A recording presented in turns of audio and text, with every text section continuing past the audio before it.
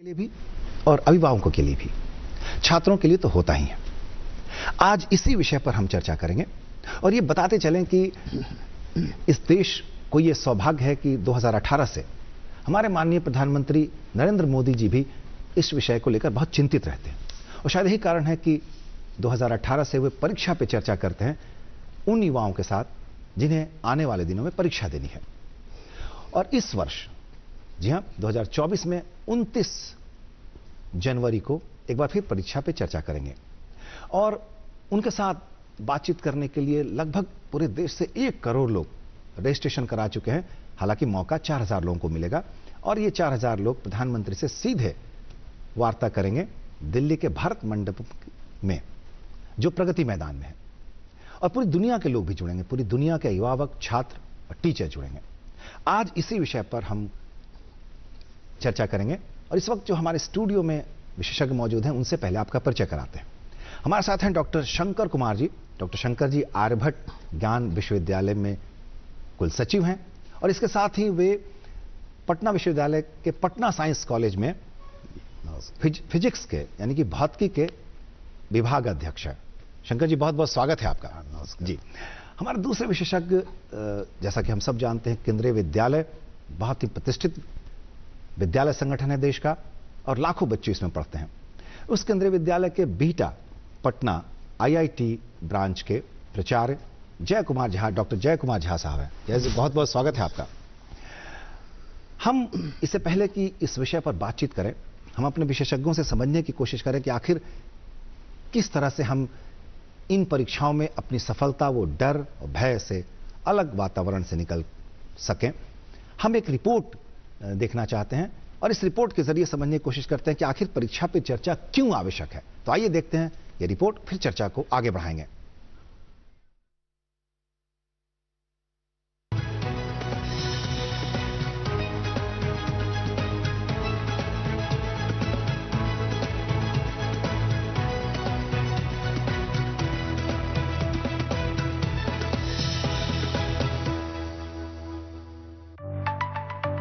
कभी परीक्षा के तनाव से परेशान रहा करने वाले छात्रों के लिए प्रधानमंत्री नरेंद्र मोदी की एक पहल नई सुबह बनकर आई। पीएम मोदी ने परीक्षा पे चर्चा के अंतर्गत इन छात्रों से संवाद का सिलसिला शुरू किया, जिसके नतीजे हैरान करने वाले थे। पीएम ने छात्रों को जो सुझाव दिए, उनसे न केवल तनाव से मुक्ति और आत्मविश्वास बढ़ाने में सहायता मिली, बल्कि छात्रों के परीक्षा परिणाम भी बेहतर हुए। परीक्षा पे चर्चा के पिछले संस्करणों में हिस्सा ले चुके छात्र पीएम के इस संवाद को परीक्षा का बेहतर ढंग से सामना करने के लिए बहुत कारगर मानते हैं।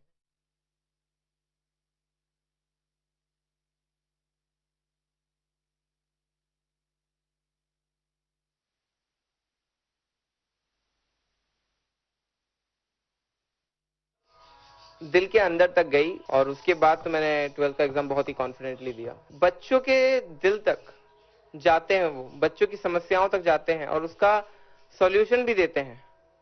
तो इससे क्या है, बच्चों के दिमाग में बहुत क्लैरिटी आती है कि आगे क्या करना है, क्या नहीं करना है।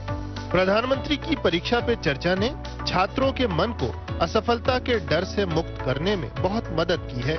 पीएम ने छात्रों को समझाया कि वो अपने 100% प्रयास सुनिश्चित करें और परिणामों से जुड़ी किसी भी आशंका या भय को परीक्षा कक्ष के बाहर ही छोड़ दें। मुझे ये पता नहीं था कि मुझे देश के प्रधानमंत्री जी से इंटरैक्ट करने का मौका मिलेगा और ना ही मुझे ये पता था कि वो इंटरैक्शन मेरी लाइफ में एक टर्निंग पॉइंट साबित होगा। एग्जाम स्ट्रेस के दौरान अगर प्रधानमंत्री जी से इंटरैक्ट करें तो ऐसा लगता है कि पूरा देश हमारे पीछे, हमारे साथ खड़ा है और उसके बाद कोई भी प्रॉब्लम इतनी बड़ी नहीं लगती है। पीएम ने परीक्षा पे चर्चा के माध्यम से छात्रों की फिटनेस और अच्छे स्वास्थ्य के महत्व पर लगातार बल दिया है। पीएम ने इस संवाद के माध्यम से रेखांकित किया कि परीक्षा से जुड़े भय और आशंकाओं को चुनौती नहीं बनने देना चाहिए। पीएम के ऐसे सुझावों से छात्रों को बहुत लाभ मिला। मेरा प्रश्न ये था कि अगर मेरा एक पेपर अच्छा नहीं जाए तो मैं अपने मित्र को किस तरीके से मोटिवेशन दूं। इस पर उत्तर देते हुए उन्होंने कहा था कि अगर एक पेपर अच्छा नहीं जाता है तो कोई नहीं, अगले पेपर में उस गलती पे ध्यान देते हुए जो गलती जहाँ पे करी थी उस पर ध्यान के उसको सुधार के अच्छे से अगला पेपर दे। उन्होंने मेरे प्रश्न का उत्तर दिया और मेरे मित्र को जो मोटिवेशन देता उससे बहुत काफी मोटिवेशन मिला। परीक्षा पे चर्चा वो संवाद है जो आज घर घर तक पहुंच चुका है। देश भर के छात्र परीक्षा से ठीक पहले पीएम के इन बहुमूल्य सुझावों की प्रतीक्षा करते हैं ताकि अपने जीवन के महत्वपूर्ण पड़ाव का सामना अधिक आत्मविश्वास से कर सकें। परीक्षा पे चर्चा में शामिल रह चुके छात्र मानते हैं कि उनका अनुभव शानदार रहा।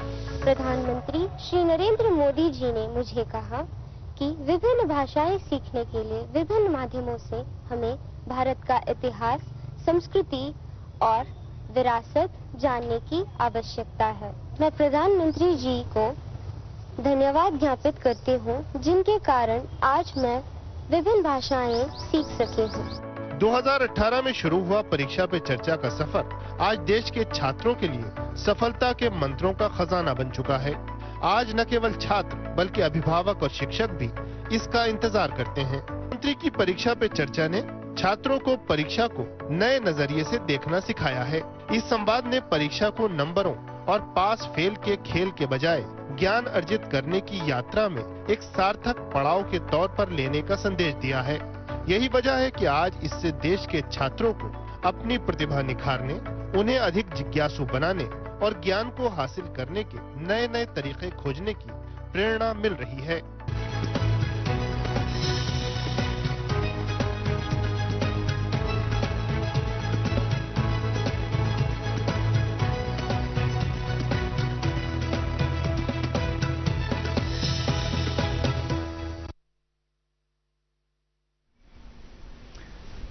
इस रिपोर्ट के जरिए हमने समझने की कोशिश की कि आखिर परीक्षा पे चर्चा क्यों आवश्यक है और कितना लाभ हुआ है अब जब ये शुरू हो गया है। और पिछले 7 वर्षों से बिल्कुल अब परीक्षार्थी उतना भय नहीं महसूस करते और परीक्षा एक पड़ाव है आपकी सफलता का, ये बात उनको, इस मूल मंत्र को वो समझ गए। सीधे शंकर जी आपके पास आना चाहते हैं। आप भी कभी परीक्षार्थी थे, भले आजकल आप रजिस्ट्रार हैं, एचओडी हैं पटना यूनिवर्सिटी में, पटना साइंस कॉलेज के फिजिक्स के। आपने भी परीक्षाएं दी हैं। क्या लगता है उस समय किस तरह के भय होते हैं और कैसे उस पर आपने, उस समय तो ये ऐसे प्रधानमंत्री नहीं थे कि ऐसा कोई माहौल था, तो कैसे उस डर को काबू करते थे, अभिभावक से, टीचर से, या खुद से कंट्रोल करते थे? पहले हम ये जानना चाहेंगे आपसे। देखिए, दोनों परिस्थिति दो है जी। जहां तक आपने कहा, हम लोग तो एक शिक्षक हैं तो डेली क्लासरूम में परीक्षा देते हैं। अच्छा। क्योंकि वो परीक्षा, हम लोगों में भी तनाव होता है कि बच्चे हमको कितना स्वीकारते हैं। तो लेकिन ये परीक्षा को इस रूप में, तनाव के रूप में लेने की आवश्यकता नहीं है। हम लोगों के समय और अभी में एक परीक्षा के स्वरूप पे भी परिवर्तन है कि आजकल के बच्चे थोड़ा मोबाइल ज़्यादा देखते हैं और आजकल के बच्चे का कंसंट्रेशन लेवल वो 30 सेकंड के रील देखने के ज़्यादा डिसाइडेड होता है। परीक्षा में 3 घंटे उसको बैठने हैं, उसके लिए उसकी तैयारी ज़्यादा जरूरी है, इसलिए वो तनाव की चीज़ नहीं है। वो एक सतत न बैठने वाले जो आज की पीढ़ी है उनको लगता है, लेकिन प्रधानमंत्री ने जो ये संवाद शुरू किया है, क्योंकि जो बच्चे अच्छे स्कूल में, उनको तो अच्छी ट्रेनिंग दी जाती है, लेकिन जो हमारे गांव देहात के छोटे कस्बे के बच्चे हैं वो फर्स्ट जनरेशन लर्नर हैं, तो उनको ये सिखाने की आवश्यकता है कि भाई परीक्षा को एंजॉय कीजिए। और प्रधानमंत्री के इस कार्यक्रम से ये पूरे राष्ट्र में हुआ है कि परीक्षा भी एक उत्सव के रूप में, आपने जैसा बताया कि 1 करोड़ छात्रों ने, तो आप देखिए कि उस बच्चों में कितना उत्साह है कि वो अपने प्रधानमंत्री से सीधे कनेक्ट हों, तो इससे वो तनाव के रूप में परीक्षा को लेंगे ही नहीं। जी। यही सवाल अब जय कुमार जी आपसे करना चाहते हैं कि आपने भी परीक्षाओं के दौर से अपने आप को गुजारा है, तो उस समय की क्या क्या चिंताएं रहती हैं और कैसे उन पर हम आपने काबू किया, और उससे फिर हम समझेंगे कि आखिर हमारी आज की नई पीढ़ी, अब जबकि माहौल बदल गया है, तो कैसे अपने को कंट्रोल कर सकती है? जी। हमारे समय में और आज के समय में कई तरह का फर्क है। पहले इतना संसाधन भी नहीं था, आज बच्चों के पास काफ़ी संसाधन है। संसाधन के साथ साथ डिस्ट्रैक्शन भी है। लेकिन जब देश का प्रधानमंत्री खुद काउंसलर के रूप में बच्चों के साथ खड़ा हो और बच्चों को एग्जाम वॉरियर के रूप में वो सराह रहे हों, तो निश्चित रूप से तमाम डिस्ट्रैक्शन के बावजूद बच्चों में जो परीक्षा की और कंपटीशन की, प्रतियोगिता की, ज़्यादा से ज़्यादा अंक लेने का, प्रथम स्थान प्राप्त करने की जो चिंता होती थी, इससे कई सारा दुर्घटना भी हुआ करता था। लेकिन अब चूंकि प्रधानमंत्री खुद इनिशिएटिव लेकर के 2018 से परीक्षा पे चर्चा और एग्ज़ाम वॉरियर जैसे प्रोजेक्ट को होस्ट कर रहे हैं, तो निश्चित रूप से अभी सभी लोगों में जो शिक्षक हैं, अभिभावक हैं, बच्चे हैं, सब ने इस बात को समझ लिया है कि परीक्षा जिंदगी का केवल एक पड़ाव है या अंतिम पड़ाव नहीं है, और इसमें हमें सतत प्रयास करते रहना है। अगर हम सतत प्रयास करते रहेंगे तो निश्चित रूप से वो स्ट्रेस नहीं होगी, वो मुश्किलात नहीं होगी, और बच्चों को जिस तरह से आगे बढ़ना है वो प्रधानमंत्री ने अपनी बुक के माध्यम से भी और लगातार 2018 से इस जनवरी फरवरी मंथ में परीक्षा का जो उत्सव का समय है, उस समय में प्रधानमंत्री बच्चों से, शिक्षक से और अभिभावकों से बात करते हैं। शिक्षक को किस तरह से बच्चों को एग्ज़ाम के लिए तैयार करने हैं, अभिभावकों को किस तरह से अपने पाल्या को तैयार करने हैं, ये सब तमाम बातें होती हैं। जब देश के प्रधानमंत्री, माननीय प्रधानमंत्री इस बात का इनिशिएटिव लिए हैं तो निश्चित रूप से चीज़ें आसान हो गई है, और बच्चे भी यह समझने लगे हैं कि क्लास 10th और 12th की परीक्षा कोई मतलब अंतिम लक्ष्य नहीं है, और अगर इस लक्ष्य के लिए लगातार प्रयास की जाए तो बहुत ही आसान लक्ष्य है। इस बात को लेकर के बच्चे क्लास 6 से, इस बार जो परीक्षा पे चर्चा का रजिस्ट्रेशन है क्लास 6 से 12th के बच्चों को दिया गया, तो अभी से बच्चे जो 6 में है, 7 में है, वो ओरिएंटेड हो रहे हैं कि परीक्षा के लिए हमें किस तरह से तैयार होने हैं।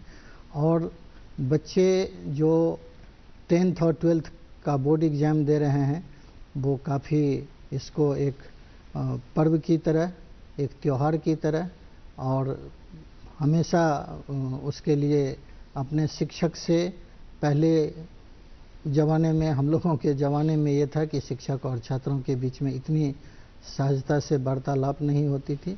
आज केंद्रीय विद्यालयों में और लगभग सभी विद्यालयों में बच्चे काफ़ी करीब होते हैं शिक्षक से अपनी बात बेहिचक रख सकते हैं, और प्रधानमंत्री तक बच्चों की पहुंच है, तो बच्चे अपनी बात प्रधानमंत्री से भी पूछ रहे हैं, अपनी जो उनकी शंकाएं हैं, डाउट्स हैं, उसको प्रधानमंत्री क्लियर कर रहे हैं।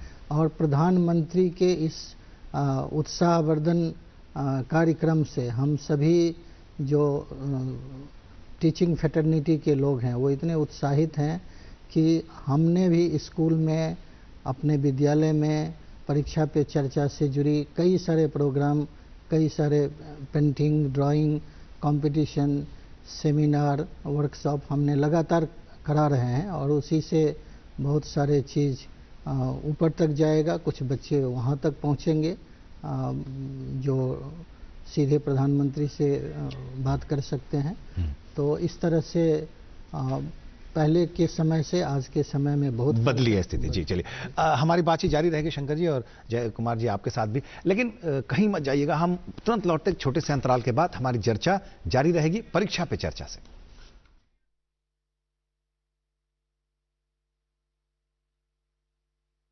भाई तो मान ही नहीं रही हो। कहा ना, अभी दूसरा बच्चा नहीं करना। क्यों नहीं करना अभी? एक तो घर वालों ने परेशान कर रखा है, ऊपर से तुम समझती नहीं हो। सुनती हो, पप्पू मिला था। पप्पू कह रहा था कि जब तक हमारी बिटिया 2 साल की नहीं हो जाती तब तक हम दूसरे बच्चे की प्लानिंग ही नहीं करेंगे। क्यों भाई? अरे बच्चों के भविष्य के लिए। कल को बच्चा कितना होनहार होगा ये पहले 2 साल में ही तय हो जाता है, क्योंकि 80% मानसिक विकास तो उसका उसी समय होता है। तभी तो माँ बाप उसके साथ खेलते कूदते हैं, बातचीत करते हैं, उसको कहानी सुनाते हैं। ये चाय क्या ठंडी है भाई? हाँ, दूसरा भी अभी हो गया तो दोनों पे ध्यान कौन देगा? समझ गए दादाजी। अरे समझ गए, शर्म नहीं आता तुमको? दूसरे के घर का बात सुनते हो। बच्चों में अंतर उनके विकास और माँ की सेहत के लिए जरूरी है। तब तक कंडोम का इस्तेमाल हर बार। बच्चों में अंतर बनाए उनकी लाइफ बेहतर। ब्रेक के बाद एक बार फिर से बहुत स्वागत है आपका। हम बात कर रहे हैं परीक्षा पे चर्चा पे, और हमारे साथ इस वक्त हैं आर्यभट्ट ज्ञान विश्वविद्यालय के कुल सचिव डॉक्टर शंकर कुमार जी और IIT बिहटा ब्रांच केंद्रीय विद्यालय के प्राचार्य डॉक्टर जय कुमार झा साहब। शंकर जी, आपके पास आना चाहते हैं। कई बार ये टीचर आप महसूस करते होंगे कि बच्चे अच्छा कर सकते थे लेकिन किन्हीं कारणों से परीक्षा में अच्छा नहीं कर पाए। उसका एक कारण, बहुत बड़ा कारण तनाव होता है। परीक्षा के समय उस तरह की चीजें दिमाग में आती हैं, मैं कुछ कर पाऊंगा नहीं कर पाऊंगा, भूल गया सब। परीक्षा के समय हाथ पांव फूलने वाली स्थिति हो जाती है। तो इस तनाव को कैसे मैनेज करें? मैनेजमेंट, जो स्ट्रेस मैनेजमेंट की जो बात है, बच्चा हमारा 12th का 10th का इतना अभी हमारे छोटे जो मित्र हैं, भाई हैं, वो इसको मैनेजमेंट नहीं कर पाते, इसलिए कि बहुत अमेचर हैं, वो बहुत अभ्यस्त हैं। तो इसमें आप क्या सलाह देना चाहते हैं? प्रधानमंत्री जी तो अपने स्तर पर पूरे देश के बच्चों को जागृत कर रहे हैं। क्या लगता है टीचर की क्या उसमें भूमिका हो सकती है? सबसे पहले तो एक लाइटर वेन में एक बात बच्चों को कहूंगा कि अभी एक बड़ी अच्छी फिल्म आई है 12 फेल IPS। जी जी, आप जरूर उसको एक सामने रखिए कि 10वीं या 12वीं की परीक्षा के लिए अनावश्यक अंक के प्रति आप बहुत ज्यादा तनाव नहीं लीजिए। ये एक बहुत बड़ी गलती होती है कि लोग 96 लाने वाले भी सोचते हैं कि हम -4 रह गए। ये एक बहुत बड़ी विडंबना है आज के मूल्यांकन पद्धति की। बच्चों को सहजता से 2-3 काम अभी परीक्षा के समय जरूर करना चाहिए। आप थोड़ा सुसुम पानी का सेवन जरूर करें। अभी जो मौसम है वो आपको अंदर से बहुत इनर्जाइज रखेगा, आपको ऊर्जा देगा। कोई खर्च नहीं होगा, लेकिन साधारण पानी न पिए। नींद 8 घंटे जरूर लें। नंबर की चिंता आप छोड़ दें, आप नींद 8 घंटे लें। थोड़ा गर्म पानी का सेवन करें और जब भी पढ़ने बैठे तो टेबल पे एक गिलास पानी रखें। जो पानी आप पढ़ने के दौरान घोट घोट करके पिए। वो क्या काम करता है मैं आपको बताता हूँ, विज्ञान का छात्र होने के नाते, कि मुंह में जो लार होता है उसका pH वैल्यू ज्यादा होता है, तो आपके पेट को अल्कलाइन रखता है। और अल्कलाइन रहेगा तो आप बहुत फ्रेश रहिएगा। पेट का नॉर्मल, जो 10th और 12th के बच्चे जानते हैं कि पेट में एसिड बनता है, तो अगर वो अल्कलाइन रहेगा तो न्यूट्रल रहेगा, तो शरीर के लिए आपको स्फूर्ति देगा, आपको वो डलनेस नहीं आएगा। और कहीं पे भी मेंटल टेंशन के पहले फिजिकल वेलनेस बहुत जरूरी है। तो जो आपने पढ़ा है, आप ये मान के चलिए कि वो सफिशिएंट आपने पढ़ा है।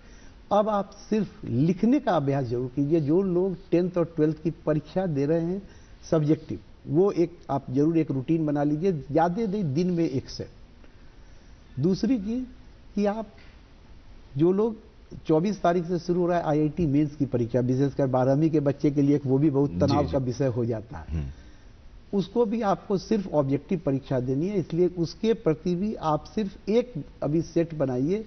ये एक वेरिएशन है कि एक तरफ ऑब्जेक्टिव एक तरफ सब्जेक्टिव, तो ये नैसर्गिक है। वो हम भी विद्यार्थी थे तो तनाव में आज भी जैसा सर कह रहे हैं कि अगर हम लोगों को भी कहीं इंटरव्यू के लिए बुलाया जाता है, कुल सचिव के लिए, कुलपति के लिए, तो एक तनाव होना है कि परीक्षा है। परीक्षा अपने आप में रिजेक्शन की ओर काम करता है, इसलिए वो एक तनाव लाता है। लेकिन उसको इंजॉय करना है कि उसके लिए हमने आपको जैसा कहा कि ये सोचना ही नहीं कि हमको क्या परफॉर्म किए, जो आपने उस दिन लिख दिया वही अंतिम है, उसके बाद उसको भूल जाना है। जी, मतलब कह सकते हैं कि तनाव एक स्वाभाविक प्रक्रिया है, लेकिन उस पर नियंत्रण बहुत जरूरी है, और ये आप खुद कर सकते हैं। शिक्षक और अभिभावक आपकी मदद कर सकते हैं। जी, तो हम इस बातचीत को जारी रखेंगे।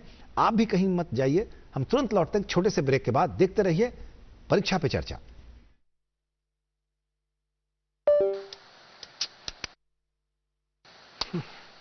जब से माँ को नानी के यहाँ भेजा है कितने चिड़चिड़े हो गए हो।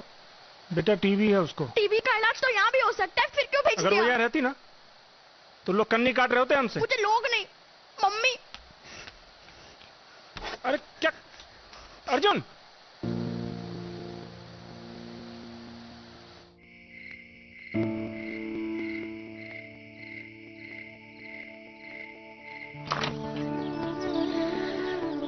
उठेगा तो सरप्राइज देंगे। हाँ? अर्जुन,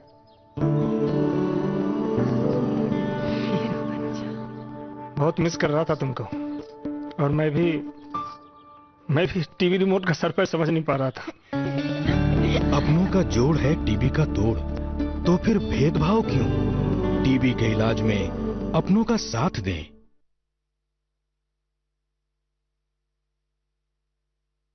ब्रेक के बाद एक बार फिर से बहुत स्वागत है आपका। हम चर्चा कर रहे हैं परीक्षा पे चर्चा। ब्रेक पे जाने से पहले हमने डॉक्टर शंकर प्रसाद जी से समझने की कोशिश की कि आखिर तनाव के कारण क्या है, उस पर कैसे हम नियंत्रण कर सकते हैं, जो हमारे परीक्षार्थी युवा मित्र हैं। अब हम ये सवाल जय कुमार झा साहब से करेंगे कि चूंकि आप केंद्रीय विद्यालय में प्राचार्य हैं, बच्चे में किस तरह की जो दिक्कतें होती हैं और कैसे उन्हें एक शिक्षक दूर करने की मदद करता है, वो जरा हम आपसे समझने की कोशिश करें। क्या किया आपने अपने सहयोगियों को क्या बताया और कैसे आपने बच्चों से फीडबैक लिया, कैसे उनके मनोभाव को आपने पढ़ा और फिर क्या मदद की ताकि उनका रिजल्ट परिणाम अच्छा हो और तनाव से दूर रहें। ये जो बोर्ड का एग्जामिनेशन होता है वो एक समेटिव एग्जामिनेशन है। इससे पहले लगातार हम लोग विद्यालय लेवल पर फॉर्मेटिव असेसमेंट करते रहते हैं बच्चे का। छोटा छोटा test, snap test, class test, unit test, periodic test लेते रहते हैं और उससे हमें बच्चों में क्या प्रोग्रेस है ये हमें पता चलता रहता है। बीच बीच में जहाँ भी रिमेडियल टीचिंग का ज़रूरत होता है, जो बच्चे किसी कंसेप्ट में पिछड़ रहे हैं, ऐसे बच्चों को अलग से क्लास की व्यवस्था की जाती है और उनको मेन स्ट्रीम में लाया जाता है। एक तरफ तो सिलेबस आगे बढ़ती रहती है, दूसरी तरफ ऐसे बच्चे जो किसी कारण से किसी लेसन में, किसी टॉपिक में पिछड़ गए हैं, उनके लिए अलग से हम लोग क्लास की व्यवस्था करते हैं। सभी शिक्षक चूँकि ट्रेंड शिक्षक होते हैं, अपने आप में वो बच्चों का काउंसलिंग करते रहते हैं, बच्चे को टिप्स देते रहते हैं। सभी सब्जेक्ट का अपना अपना नेचर होता है, किस सब्जेक्ट में कैसे स्कोर किया जाए, क्या करने से मार्क्स नहीं कटेगा, क्या करने से अच्छे अंक का प्राप्त होगा। तो ये सब एक सतत प्रक्रिया है, क्लास में बच्चों को बताया जाता है। मैं प्रिंसिपल के रूप में मैं भी काउंसलर का काम करता हूँ, मोटिवेटर का काम करता हूँ। मॉर्निंग असेंबली में मैं डेली बच्चों को एड्रेस करता हूँ। इसके अलावा जो क्लास 10th और 12th की बच्चा क्लास होता है उसमें मैं लगभग दिन में एक बार जरूर जाता हूँ, बच्चे को मोटिवेट करता हूँ। और पीटीएम हम लोग लगभग सभी महीने में, कई बार महीना में 2 बार भी, और ऐसे पेरेंट्स जिनके बच्चे पढ़ाई में कमज़ोर हैं उनके पेरेंट्स का हम लोग फ्रीक्वेंटली लगातार पीटीएम करते रहते हैं। तो बच्चों और अभिभावक से जुड़ करके हम लोग बच्चे को कंटेंट भी देते हैं जो रिक्वायर्ड कंटेंट होता है और उसके बाद उसका मोटिवेशन भी होता है। इसके साथ मैं ये भी बताना चाहूँगा कि ये जो नेशनल एजुकेशन पॉलिसी 2020 आया है, इसमें बहुत सारा ऐसा स्टेप लिया गया है कि बच्चे स्ट्रेस लिए बिना एग्जामिनेशन की तैयारी कर सकता है। जैसे अभी कॉम्पिटेंसी बेस्ड क्वेश्चन का बोर्ड में दोनों क्लास 10th और 12th में उसकी परसेंटेज 50% कर दी गई है। तो अभी रोट लर्निंग करने का, जैसे पहले होता था कि खूब अच्छा मार्क्स लेना है तो बहुत याद करना पड़ेगा, तो ऐसा नहीं है। बच्चों को अगर कंसेप्ट क्लैरिटी हो गया तो क्वेश्चन का नेचर अब ऐसा आएगा या ऐसा आ रहा है एग्जाम में जो बच्चे उसको निश्चित रूप से सहजता से कर लेगा, उसमें पैनिक होने की जरूरत नहीं है। और इसके अलावा अभी 12th क्लास के लिए +2 के लिए स्ट्रीमलेस की भी बात हो रही है। जरूरत नहीं है कि बच्चे फिजिक्स पढ़ेगा तो उसके साथ केमिस्ट्री ही पढ़ना है, वो फिजिक्स के साथ हिस्ट्री भी पढ़ सकता है। तो इस तरह की भी व्यवस्था की जा रही है। जो इवैल्यूएटर होंगे बोर्ड के कॉपीज का, नोटबुक्स को करेक्ट करेंगे, उनको भी दिशा निर्देश दी गई है कि प्रोडक्ट को नहीं देखना है, प्रोसेस को देखना है। जी, चलिए, बहुत अच्छी बातें आपने कही और मुझे लगता है कि उन बच्चों को थोड़ी राहत मिली होगी या उन्हें ये समझ में आ रही होगी जो लोग परीक्षाओं से बीच में जो परीक्षाएं होती है, चाहे वो सेमेस्टर की हो या फिर मंथली हो या 3 माह पे हो या फिर जो सेंटअप टेस्ट वगैरह होता है, उससे जो भागते हैं, उससे जो डर होते हैं, उनको डरने की जरूरत नहीं है। वो आपकी मदद के लिए है ताकि आप फाइनल परीक्षा की अच्छे से तैयारी कर सकें और खुद से एवेल्युएट कर सकें कि हम इन परीक्षाओं के माध्यम से अपने आप को देख सकते हैं कि कहाँ हैं और कहाँ हमें और मेहनत की जरूरत है। तो चूंकि समय कम है, शंकर जी आपसे जानना चाहेंगे चलते चलते, चूंकि समय बहुत कम है, क्या बताना चाहेंगे, टिप्स क्या देना चाहेंगे? चूंकि 1 तारीख से इंटर की परीक्षा हो रही है बिहार बोर्ड की और फिर 15 से 10th की परीक्षा बिहार बोर्ड की शुरू हो रही है और सीबीएसई की 22 से परीक्षा है। तो कुछ जल्दी से टिप्स देना चाहेंगे आप? बस टिप्स में यही देंगे कि वो बच्चे डेली कुछ ना कुछ शारीरिक व्यायाम जरूर करें जी, और 8 घंटा नींद जरूर लें। पढ़ाई अपने आप वो कर लेंगे, परीक्षा है वो अपना दायित्व समझते हैं। जब 18 साल में आप देश के नेता चुन सकते हैं, आपको मताधिकार का अधिकार है, तो मेरे 12th के बच्चे 18 साल के हो चुके जी। और परिणाम कुछ भी हो इस बात का ध्यान न रखें, अपनी पढ़ाई अच्छे से करें, आपको सफलता मिलनी है। एक पड़ाव है परीक्षा, उसका तनाव न ले। जय कुमार जी, आपसे चलते चलते टिप्स लेना चाहेंगे अपने हम उन ग्रामीण बच्चों के लिए जो लगातार टेस्ट में नहीं बैठ पाते, उनके अवसर कम मिलते हैं, और अभिभावकों से भी कि अभिभावक को क्या आप सुझाव देना चाहेंगे कि ताकि जिनके बच्चे परीक्षा में बैठने वाले हैं उनके साथ कैसा रवैया रखें? बच्चे जो पढ़ाई कर रहे हैं अभी लास्ट समय में, उसको लिखें उसको जी। लिखने से क्या होगा कि एक तो चीज़ें उनको याद रहेगी और रिहर्सल हो जाएगा, साथ में उसे प्रेजेंटेशन का भी अच्छा मौका मिलेगा। और इसके साथ साथ मैं पेरेंट्स को, अभिभावक को ये बताना चाहूँगा कि बच्चों के एग्जामिनेशन के समय में उनको भी थोड़ा कष्ट लेने हैं, बच्चों को समय से उठाना है, बच्चों के साथ में रहना है, बच्चे को समय पर हेल्दी फूड देना है। जैसे सर का सुझाव था कि पेरेंट्स को ये भी देखना है कि बच्चों ने पूरा नींद लिया कि नहीं, बच्चों को सही समय पर सही खाने पीने का और उसका मतलब फ्रेंडली व्यवहार करना है उनसे। जी, डांट डपट नहीं करनी है, बिल्कुल। तो चलिए, समय नहीं है वरना हम और अच्छी बातें और करते हैं, और डॉक्टर शंकर प्रसाद से भी, शंकर कुमार जी से भी सुनते हैं, और जय कुमार झा साहब से भी सुनते हैं, लेकिन समय कम है। तो चलते चलते बस इतना ही बच्चों के लिए कि डरना नहीं है, अच्छे से परीक्षा देनी है बिना किसी तनाव के, सफलता मिलनी ही मिलनी है।